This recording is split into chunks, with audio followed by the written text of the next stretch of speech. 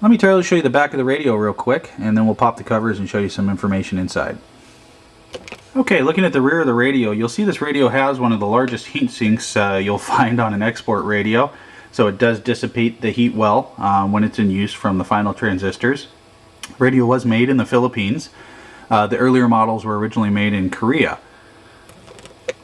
You'll see that it has a CW key input here, so if you do want to do a CW use with this radio, it is possible for 10 meters. It does have an external speaker plug as well, so you can plug in an external speaker and listen through that. There's your antenna jack, and I'll talk about the power cord real quick. This is a two-part power cord, so the second section is hooked up to our power supply right now, so I can't show you that, but the two pieces just plug together. It's nice because it makes sure that you can't reverse polarity because they won't fit together otherwise.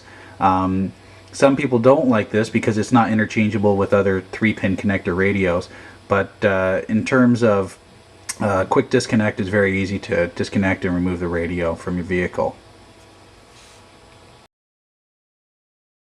You do need to remove a resistor, and that resistor is located at D555, and to get there you do have to remove the frequency control knob, and you'll see that underneath that, or above that when the radio is normal right side up, is where that resistor would sit, and you would unsolder that, and then that'll open up the additional frequencies.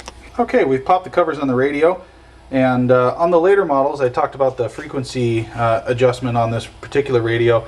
Later radios will have a little board that sits back here, and on that board is going to be a little jumper that you move around to different positions to achieve the frequency range that you want on the radio. So to open it up for 11 meters, on some of the later models there's going to be a little board here, but on the earlier models you do have to remove that resistor that's just behind the frequency control knob.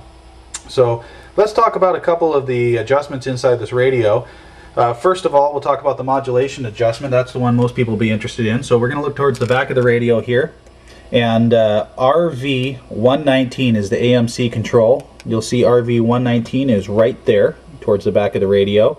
The next one that people are going to be interested in is the single sideband ALC control. That's going to be RV116. That's going to be right next to your AMC is your sideband ALC right here.